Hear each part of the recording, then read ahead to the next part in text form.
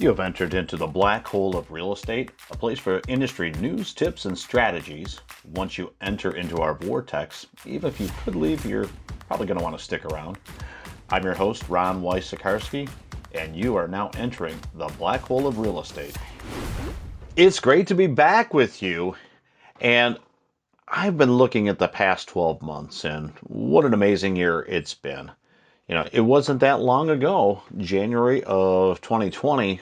I know in our space, we had record sales for all time, for all months in January 2020. So it was an amazing start to the year, and February followed suit, and it was just incredible. And of course, we know what hit in March. It was the beginning of COVID, which we all thought was going to be, like a kind of like a hurricane, I guess, in Florida. You spend a week preparing and watching the Weather Channel, and then you kind of go through it, and then you clean up, and you kind of get back to things. Except for it wasn't. It wasn't a couple week thing or a month thing, and it went on. And initially, down in Florida, you hear the term "hunker down," and you just get ready for that. And what happened here is that it kept going, and it kept going, and of course, we know the level of uncertainty, the effect it had on families and businesses and lifestyles and finances, and some of the despair that came along with that. And hoping that'll be done by March 31st, and then hoping it'll be done in April, and then at some point hopefully it'll be done by the first of the year, and it's there's a vaccine in place and things are moving what appears to be in the right direction. But it's been a long and incredible year, and what we didn't know was that after a pause in the market, the real estate industry would see literally record-breaking years, and it ended up being better than 2019, which was an amazing year all by itself. And nobody thought that was really, when you're in the moment, was going to happen. I can tell you from personal experience, by the time we got to the end of the year, we were energized and exhausted at the same time. We had made it through, and it was a awfully hard year for a lot of people. And at the end, we looked, and we'd actually done more than the year before, and it's almost a head scratcher of how it happened, but it did, and that was a good thing about it. What do we take from the last 12 months? Well, the things we're all thinking about right now, our family and our health and our livelihood and our finances, and when is this thing really going to be over? And at this point, do we even expect to go back to normal? Because I'm not sure what was normal a year ago is ever going to be normal again. And some of it's because we're evolving, and other reasons are that it's just, we're still we're not through this to the end yet. I think we're still in it, and it's really hard to see what it's actually going to look like. And we can certainly hope, and we could want it to be done. We're all there, but as far as really knowing what it's going to be, that remains to be seen.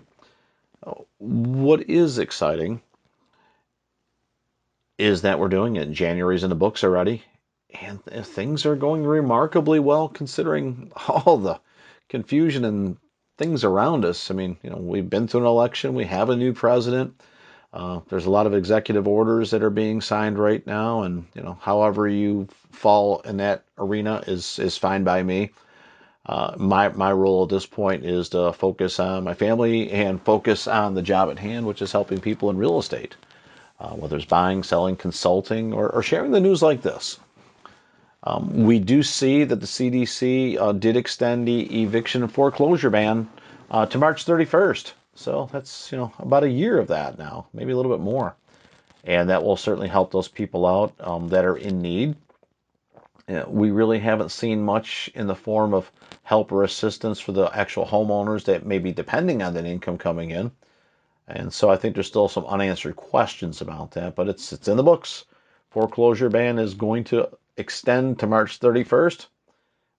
60 days from now, we'll see where that lands. If you're filing your taxes, that date got pushed back a little bit as far as the start of it, but that will still be the deadline of April 15th. We also got that. A lot of us were working on taxes and things, and maybe even PPP. You guys probably did. Some businesses are in the second round of PPP, number 2. And the forgiveness portion, I think a lot of people that were in process for the forgiveness of the first PPP, if they had it, If they got it through, great, but now there's a new process involved, a simpler form, but I don't know that they really have that available yet. So there's a lot of talk in the finance part about the two PPPs and the forgiveness. And again, it's a work in progress. I do know a lot of people that have gotten the second round approved and funded. So that's interesting, and we'll learn more as we get more information. We will let you know about the forgiveness if you haven't gotten the forgiveness and are curious about that. These programs have been fantastic for small business, and certainly in the real estate space, it allowed a lot of organizations to maintain all of their staff and all of their marketing and all of their admin, and also help out their agents as well. So it's been a good thing in the real estate space of small business to keep things going. And with the number of people that continue to want to move, um, I'm thankful that our industry was in our area deemed essential in Florida back in 2020. So we were able to work in a much different way, but we could work, and that was something to be thankful for as well. I do have a little bit of thought about the for sale by owner, and I don't want to call it a rage right now, but there's a lot of for sale by owner activity. And there's a few things that I noticed that being a veteran in the business, where for sale by owners sometimes outsize their own expectations to what they can possibly do.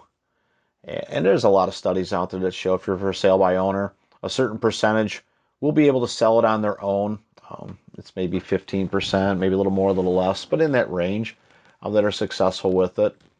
Maybe the number's a little bit higher, but grabbing from a pre-pandemic number, it was in that range. The number one thing, if you're going it alone right now or using some service where you can place your property on the MLS, that certainly is your prerogative. And if you're in that 15% and you're successful, fantastic. But if you're doing it and you're struggling, the number one thing that I see is just booking the showings, the availability and the uncertainty and the qualified appointment. Are you going to be present? Do you have a lockbox? Do you have that comfort of vetting the people to make sure that they're actually agents and checking the license? So that's a little difficult. And then if it's the buyer, if it's a legitimate buyer who's in town for just maybe a day or two, or trying to coordinate a schedule for a day off from work or whatever that looks like, people are making decisions pretty fast just simply because there's very little inventory. So if they want to book 5 or 6 properties, they can't get into one, they rarely go back and catch up with that one in a couple of days when it's more convenient for the seller. They're typically bypassing that.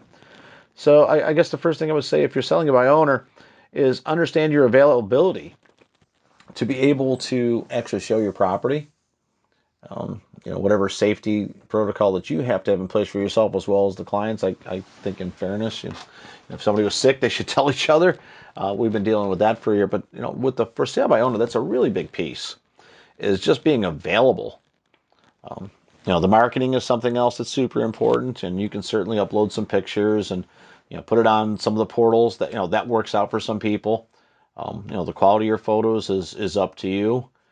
If it's less than professional, you may be leaving some money on the table, because people, hey, we swipe a lot online, and if the pictures aren't awesome, even if the house is great, if the pictures aren't awesome, it may not get as many showings. So I would really look at your marketing piece on there.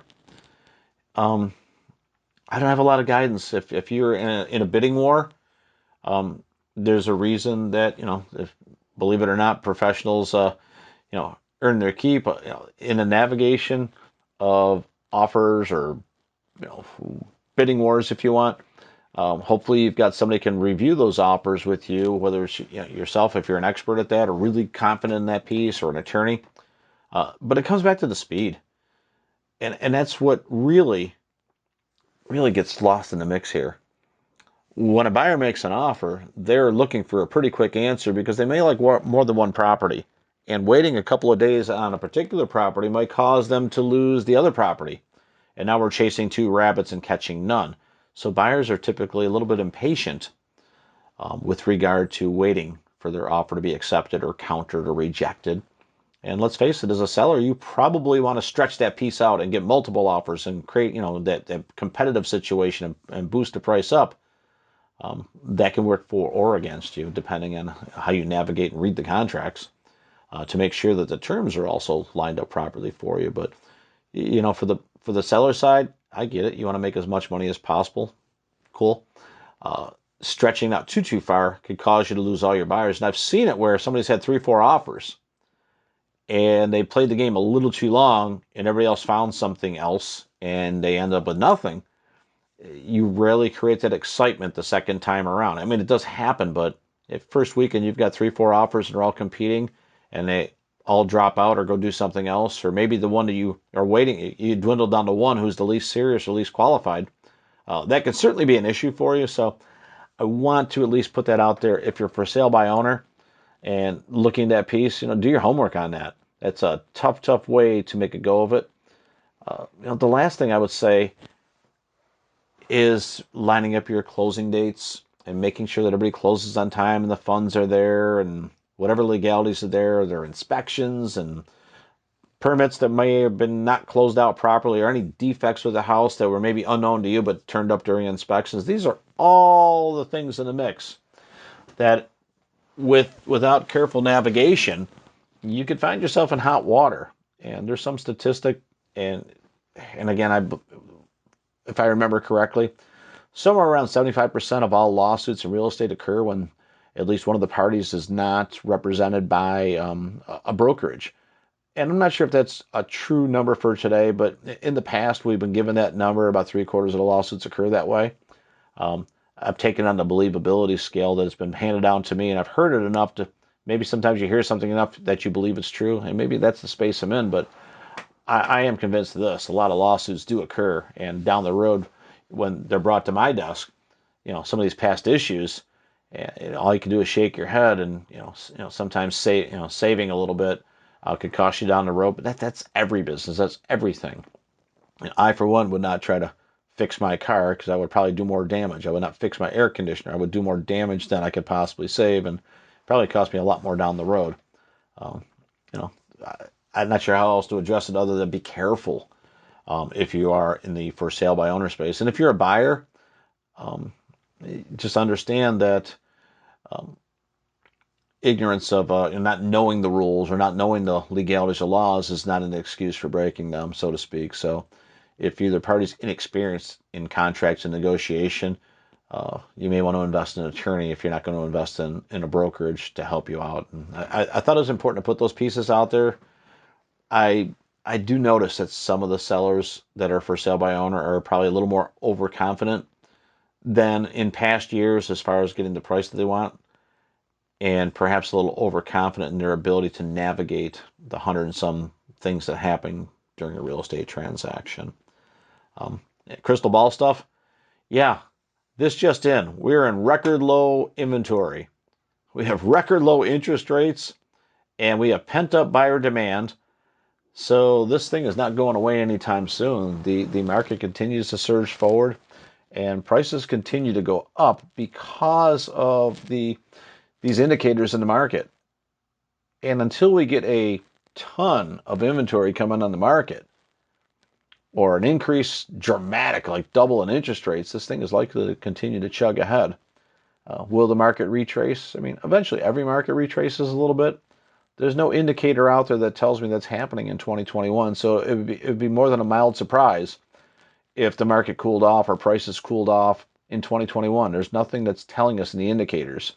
So it would probably have to be something along an economic line, or the pandemic definitely didn't slow things down. So I think it's going to have to be an economic event. It's not a political event. That didn't stop anything. And it certainly wasn't a medical event. That didn't stop anything. So it would likely have to be some shocking, out of nowhere economic event to really slow this market down. So let's hope. Let's hope that we can have a year where things are awesome and that the vaccines are working and people are feeling better and we're able to get back to the next level of normal. Hope you're having a good time with these podcasts. I certainly enjoy you joining me, and I'd love for you to subscribe and definitely comment below. Let us know what you think about these podcasts, and I do look forward to speaking with you again next week on the Black Hole of Real Estate.